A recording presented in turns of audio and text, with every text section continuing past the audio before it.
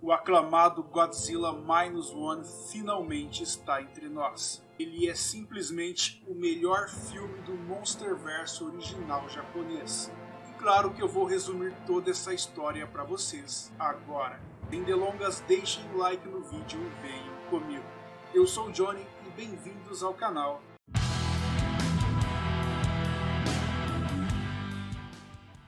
Godzilla Minus One começa com a chegada de um avião na ilha de Odo, no Japão, no final da Segunda Guerra Mundial. Koichi Shikishima, o piloto do avião, desce na ilha e os marinheiros começam a consertar a aeronave, porém não foi encontrado nenhum defeito aparente. Acontece que Shikishima era um kamikaze, dos pilotos escolhidos para sacrificar sua vida pelo Japão.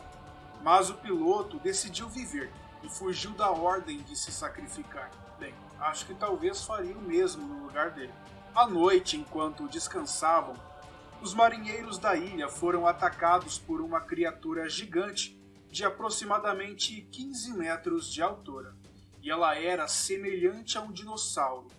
Parecia um T-Rex cheio de espinhos e placas dorsais. Um dos soldados fala que o monstro é Gojira, um monstro conhecido pelos habitantes da ilha, e que, segundo eles, quando aparecem peixes que eram do fundo do mar, peixes abissais, essa criatura aparece na superfície. Apavorados, os marinheiros correm para as trincheiras e se preparam para atacar. O marinheiro e engenheiro de aviões Tachibana pede para que Shikishima corra até a metralhadora do avião para atirar na criatura. E quando o Godzilla, ou o Gojira, vamos chamar ele de Gojira e depois vocês vão entender o porquê, quando ele chega perto, o piloto fica completamente apavorado e começa a tremer as mãos e não consegue atirar na criatura. Completamente apavorados, os marinheiros começam a atirar em Gojira, que por sua vez ataca os marinheiros, os matando um por um. Foi um verdadeiro massacre, e os projéteis das armas dos japoneses não faziam cócegas nas escamas do kaiju. Praticamente todos os marinheiros foram mortos, restando apenas Koichi Shikishima e Tachibana. No dia seguinte, após a tragédia, Tachibana culpa o piloto pela covardia, por não ter atirado. Mas, convenhamos, por mais que o caça tenha uma artilharia pesada, ela não seria o suficiente contra o kaiju. Com o fim da guerra, o navio leva todos os soldados sobreviventes de volta ao Japão, entre eles Shikishima. Quando o jovem piloto volta para casa, ele encontra tudo devastado e destruído. Ele encontra uma mulher, Sumiko, e ela lhe diz que perdeu tudo, inclusive seus filhos. Ela também diz que os pais de Shikishima e praticamente todo mundo morreu. Pouco tempo depois, enquanto estavam descansando num centro de apoio, uma mulher desesperada, sendo perseguida por vários homens, entrega um bebê a Shikishima e foge. O rapaz, com pena do bebê, o leva até a sua mãe assim que a poeira baixa. A jovem mulher, agradecida, começa a segui-lo e resolve ficar junto dele, por mais que ele tente afastá-lo. Ela explica que o bebê não é dela, mas o adotou depois que sua mãe foi morta. Ela conta que seu nome é Noriko e que perdeu toda a sua família também. Sumiko, com pena da criança, dá tudo que tem para o bebê poder se alimentar. E após muitos meses, a cidade ainda está destruída, mas Koichi e Noriko ainda estão juntos com o bebê. E Koichi comemora que conseguiu um emprego para remover as minas marítimas. Ele vai até o cais conhecer seus novos colegas de trabalho, que lhe explicam como desativar as minas. Primeiro eles cortam as correntes as fazendo boiar, depois as explodem com uma metralhadora.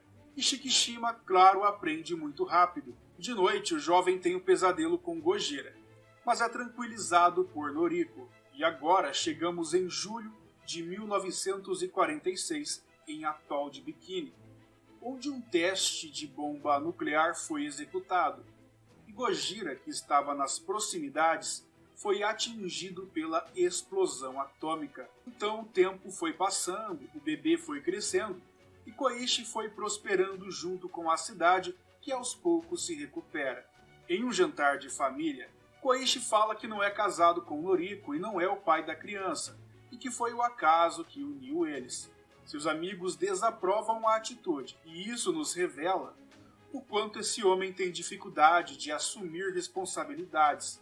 Um ano depois, em março de 1947, Noriko arruma um emprego de secretária em Ginza e se prepara para partir. Enquanto isso, a inteligência japonesa e americana já descobriram a existência de uma criatura marinha colossal que já está se aproximando do arquipélago japonês e que está a poucas semanas de atingir a costa. Tempo depois, quando o barco de Koichi chega a um enorme navio de guerra destroçado, eles se perguntam o que pode ter causado aquilo.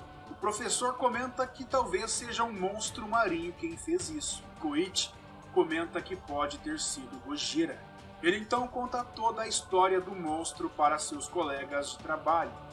Ele diz que se foi mesmo Gojira quem fez isso com o navio, ele deve ter se tornado muito maior e mais poderoso. Ouvir isso deixa seus colegas apavorados, mas o professor pede para se acalmarem, pois um cruzador pesado está vindo ao Japão e pode derrotar o monstro.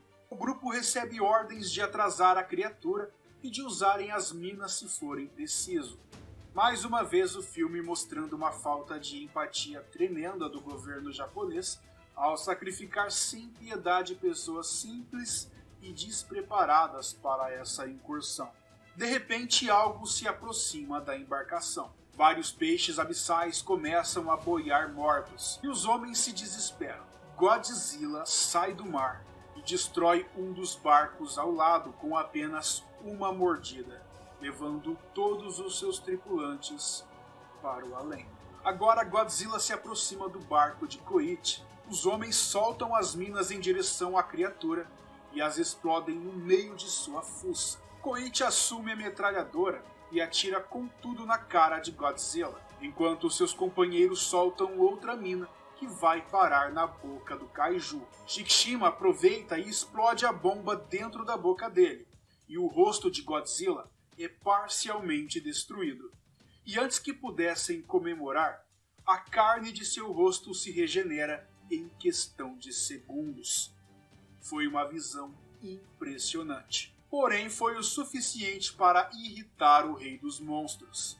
Godzilla levanta, e quando ia matá-los, recebe tiros do cruzador que chegou na hora certa para salvá-los e para desviar a atenção do monstro para eles. O navio de guerra atira consecutivamente no monstro, abrindo várias feridas, que vão se regenerando rapidamente. O monstro nada até o navio e começa a destruir todos os seus canhões ao mesmo tempo que recebe vários tiros. Porém, os tiros não fazem efeito nenhum na criatura, devido ao seu alto poder de regeneração. Mas ao tomar vários tiros a queima-roupa, Godzilla finalmente é ferido e entra dentro da água. E lá embaixo, ele lança sua respiração atômica no cruzador, o obliterando. Godzilla sai todo ferido da água e ruge ferozmente, exibindo seu corpo cheio de feridas.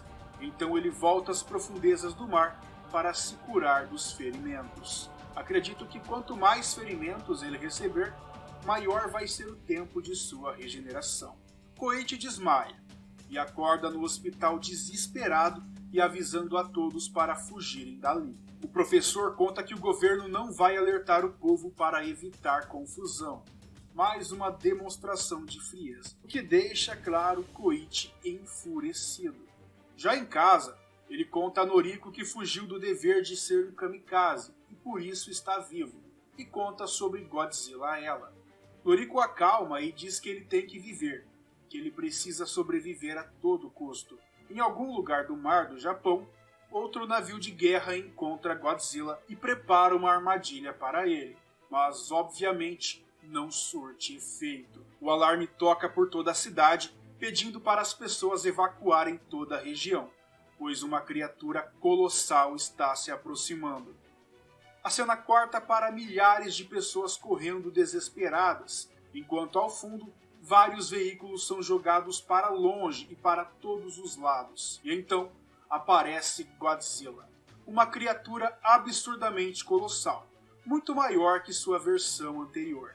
A radiação fez muito bem ao Kaiju, e por isso, a partir de agora o chamo apenas de Godzilla, de Deus dos Monstros, ou, como é conhecido por nós, Rei dos Monstros. Por onde Godzilla passava, deixava um rastro de destruição e morte. Godzilla morde o trem em que Noriko estava.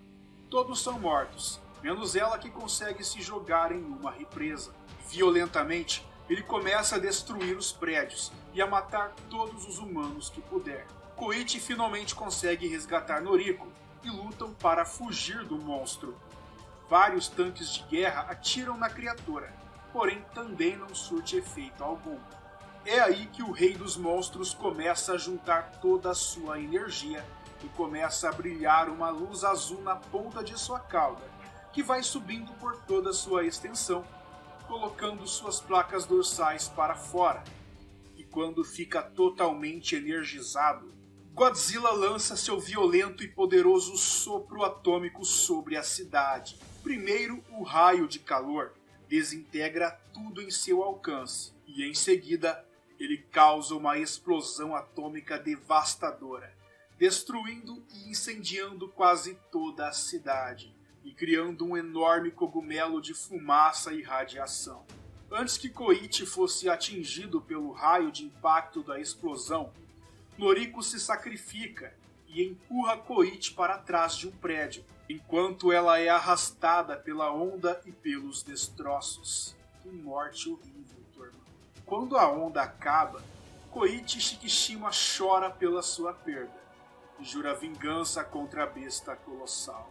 Godzilla ruge ferozmente e segue seu caminho de volta ao mar. Em seguida descobrimos que 30.000 pessoas foram mortas e milhares de casas e prédios foram completamente destruídos. E o centro da explosão foi isolado por conter altas doses de radiação.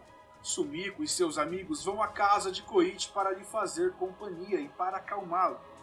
O professor conta que estão selecionando soldados para uma retaliação contra o monstro, e dessa vez o jovem piloto não foge da luta e se alista para a batalha. Na reunião, o professor Oda explica que Godzilla não pode ser ferido por armas convencionais e que possui um alto poder de regeneração. Ele então mostra sua ideia de como eles podem prender o monstro no fundo do mar. Segundo ele, através de cilindros de gás, Godzilla pode descer contra sua vontade até o fundo do mar. E se a pressão atmosférica não matá-lo, a descompressão poderá eliminá-lo.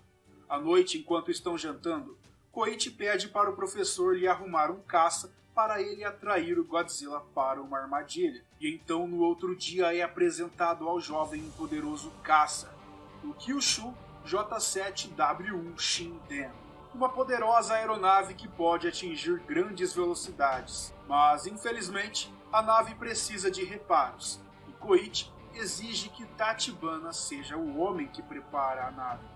Acredito que ele faz isso na emoção, querendo mostrar ao antigo colega de serviço que ele mudou. Talvez fosse alguma forma de redenção para ele, né? Após muita confusão, ele finalmente consegue se encontrar com o Tachibana, e ele tenta convencê-lo a todo custo de ajudá-lo na tarefa de consertar o avião. Então ele conta a Tachibana que a boca ou o interior do corpo de Godzilla é bem vulnerável, e que se ele encher o avião de bombas e acertar a cara do Godzilla, ele pode ser morto. Após muita discussão, Tachibana se junta a eles e começa a preparar a aeronave. E desta vez, sem nada a perder, o jovem está preparado para dar sua vida. Ele passa uma noite com sua filha e se despede dela. Ele envia uma carta com dinheiro para Sumiko e pede para ela cuidar de sua filha. E então, ao amanhecer, o assalto contra Godzilla se inicia. Os navios se posicionam, fazendo um meio círculo, e todos carregando uma corrente com os dispositivos.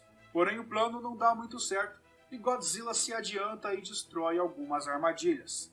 Antes que o rei comece uma nova onda de matança, Koichi decola seu caça e segue em direção a ele. Já Godzilla, assim que chega à costa, toma uma saraivada de balas do caça e acaba ficando enfurecido. Nesse momento percebemos que Koichi é um exímio piloto, e ele faz várias manobras incríveis para desviar dos ataques de Godzilla e também para acertá-lo. Godzilla, putaço da vida, passa a segui-lo de volta para o mar. Os navios voltam a cercar Godzilla, que por sua vez se prepara para outra respiração atômica. O raio de calor atinge o navio que estava mais distante e causa outra explosão nuclear. Seu raio é tão poderoso que fere o próprio Godzilla. Enquanto Godzilla se cura, o plano volta a ser colocado em prática e Godzilla é cercado pelos cilindros. E Koichi, claro, aproveita para sentar o dedo no monstro. Quando Godzilla se recupera, ele ia soltar seu raio de calor no navio de seus companheiros. E então, os dispositivos são detonados, empurrando o Daikaiju para o fundo do mar. Porém, obviamente o Rei dos Monstros resiste às profundezas. Só que o professor aproveita e ativa as boias, fazendo ele subir rapidamente para explodir seus pulmões. Porém, claro que o plano B também falha, né, turma? Dezenas de navios aliados se juntam à batalha e o Daikaiju retorna à superfície. Ele se prepara para retalhar. Ele carrega um insano e poderoso sopro atômico, o máximo que consegue. E aproveitando a brecha, Koichi Shikishima vai na direção da boca de Godzilla e entra com tudo com seu caça dentro de sua boca, mas não antes de se ejetar, graças ao ejetor que Tachibana criou para ele. A cabeça de Godzilla explode em pedaços e todo o seu corpo se desintegra devido à grande quantidade de energia reunida pelo Daikaiju. Os soldados reverenciam seu oponente derrotado e todos saíram vitoriosos daquela batalha. Em terra, todos agradecem Koichi, que tem uma surpresa ao descobrir que Noriko ainda está viva. Ao reencontrar com ela, ele chora de felicidade. Tomara que dessa vez ele a peça em casamento, né, turma? Vocês estão vendo essa marca no pescoço dela? Sim, isso é o DNA de Godzilla que se grudou a ela durante a explosão. E falando em Godzilla, uma parte de seu corpo começa a se regenerar no fundo do mar, revelando que a batalha ainda não terminou e que um dia o Rei dos Monstros voltará para se vingar da humanidade outra vez. Sim, outra vez. Se vocês querem saber toda a biografia de Godzilla Minus One, é só clicar nesse card que vocês estão vendo ou clicar no link na descrição do vídeo. Neste vídeo, além de contar toda a história, as referências, também falo dos poderes, das habilidades e até mesmo das fraquezas de Godzilla Minus One. Muito obrigado por assistir ao vídeo. Se você gostou, se inscreva no canal e deixe um like para nos apoiar. Um forte abraço e até o próximo vídeo. Tchau!